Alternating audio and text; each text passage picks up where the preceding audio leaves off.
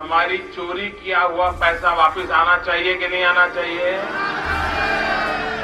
ये काला धन वापस आना चाहिए। संसद में आश्वासन दिया था कि 100 दिन में महंगाई को कम करेंगे।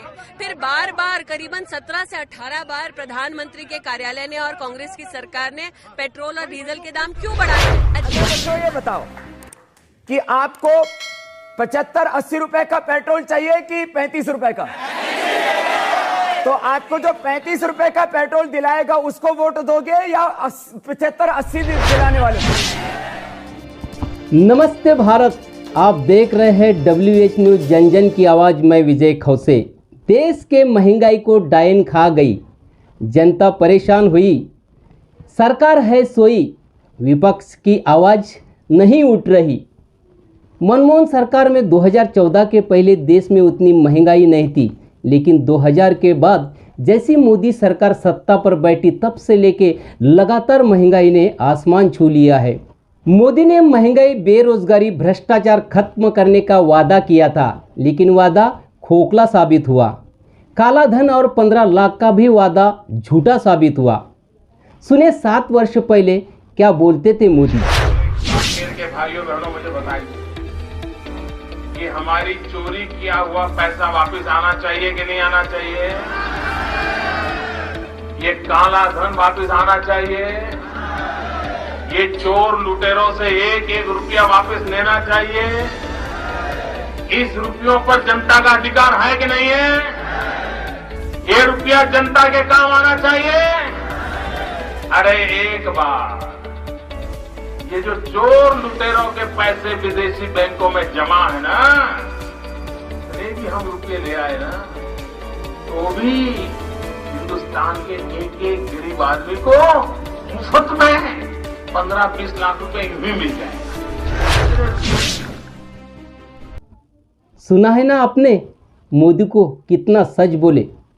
देश महासत्ता की ओर तो नहीं गया, लेकिन महंगाई की ओर जरूर गया। इस खबर में पूरी जानकारी देंगे क्या क्या महंगा हुआ। 2014 के पहले रसोई गैस 350 रुपये में था, तब आंदोलन करने वाली स्मृति ईरानी कहाँ गई? जरा सुनते हैं स्मृति ईरानी तब क्या कहती थी, सुनिए। क्यों बैठे हैं? आज देश की जनता ये पूछ रही है कि प्रधानमंत्री ने देश की संसद में आश्वासन दिया था कि 100 दिन में महंगाई को कम करेंगे।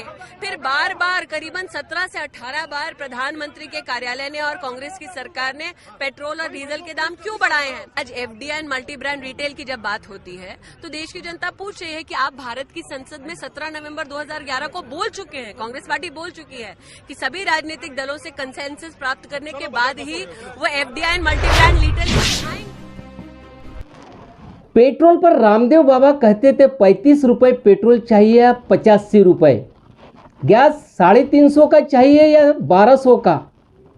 यदि 35 रुपये का पेट्रोल 350 का गैस चाहिए तो मोदी को वोट दीजिए। ये झूठा वादा करने वाले रामदेव बाबा अब कहाँ गए? जरा दोगले रामदेव बाबा को भी सुनते हैं, सुनिए क्या कहते हैं रामदेव बाबा। अच्छा बच्चों ये बताओ कि आपको 75-80 रुपए का पेट्रोल चाहिए कि 35 रुपए का? तो आपको जो 35 रुपए का पेट्रोल दिलाएगा उसको वोट दोगे या 75-80 दिलाने वाले को?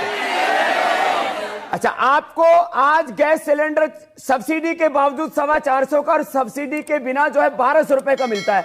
यदि आपको गैस का सिलेंडर 300 या 400 रुपए का मिले उसको वोट करोगे या 1200 रुपए का देने वाले को? देखो सरकार तो डीजल के भाव इतने महंगे नहीं होने चाहिए, लेकिन हम मोदी जी भी क्या करें, उनको सरकार चलानी है तो सबसे ज़्यादा टैक्स डीजल पेट्रोल से ही आता है। तो कोई ऐसी उनको दूसरी वैकल्पिक व्यवस्था सोच तो रहे हैं। सरकारी खजाना भी खाली ना हो जाए, कहीं सरकार जो है वो डेफिसिट में ना चली जाए, इसलिए उन्होंने 110 रुपये पेट्रोल भर रहे हैं अंधभक्त। झेलो और महंगाई को झेलो। केवल पेट्रोल डीजल गैस ही महंगे नहीं हुए। इस वीडियो को अंत तक देखें, आपको पता चलेगा क्या क्या महंगा हुआ। आइए देखते हैं महंगाई पर विशेष रिपोर्ट। ध्यान दीजिए, सिर्फ पेट्रोल डीजल ही महंगा नहीं हुआ, 2014 के पहले सीमेंट की कीमत 195 रुपए थी, अब 410 रुपए है। स्टील की कीमत 3,600 रुपए थी, अब 6,500 रुपए है। रेत की 1,500 रुपए की ट्रॉली आज 6,000 रुपए में मिलती है। मोटरसाइकिल की कीमत 50,000 रुपए थी, अब 90,000 रुपए में मिलती है। मेडिक्लेम बीमा 1,049 रुपए प्रति 1 लाख था, अब 4,100 रुपए है। डिश रिचार्ज 110 रुपए था, अब 450 रुपए है। 350 रुपए का था गैस सिलेंडर, अब 1,000 रुपए के आसपास है। गैस सब्सिडी 250 रुपए थी, अब 0 है।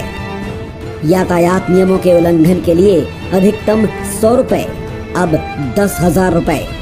60 साल में देश पर था 55,000 करोड़ का कर्ज, अब 1,08,000 करोड़ है। ड्राइविंग लाइसेंस 250 रुपए में बनता था, अब 5,500 में बनता है। घरेलू असलाह का रिन्यूअल 1,000 रुपए में होता था, अब 6,000 रुपए में होता है। 40 करोड़ गरीबी रेखा में थे, अब 80 करोड़ आबादी गरीबी रेखा के नीचे जा चुकी है। रेलवे प्लेटफॉर्म टिकट 5 रुपए का था, अब प्लेटफॉर्म टिकट 50 रुपए का हो गया है। मिट्टी का तेल 20 रुपए लीटर था, अब 60 रुपए प्रति लीटर है और मिलना भी बंद हो चुका है। मोबाइल इनकमिंग फ्री था, अब इनकमिंग जारी रखने के लिए 79 रुपए प्रति माह देना पड़ता है। एटीएम से पैसे निकालने का चार्ज 0 था, अब 3 बार से ज्यादा निकालने पर हर बार 105 रुपए लगते हैं। सकल घरेलू उत्पाद +11% था, अब -24% है। बेरोजगारी दर 2% थी, अब 22% से भी ज्यादा है। 7 साल बीत चुके हैं। इन कार्यों में से क्या हुआ? न कोई अस्पताल बनाया गया, न वाड्रा को जेल भेजा गया, न ही हम विश्व गुरु बन पाए, न 15 लाख प्राप्त हुए।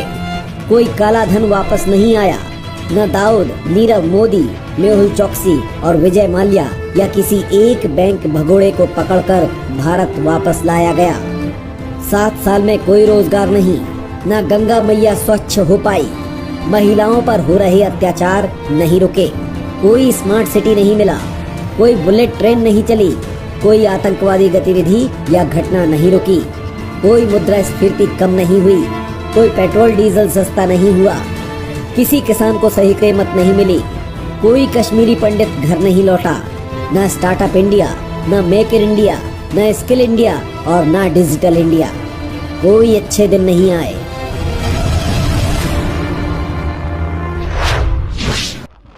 दर्शकों, कैसी लगी हमारी यह रिपोर्ट? कमेंट बॉक्स में अपनी राय अवश्य लिखें। आपने सब्सक्राइब नहीं किया तो हमारे चैनल को सब्सक्राइब अवश्य करें।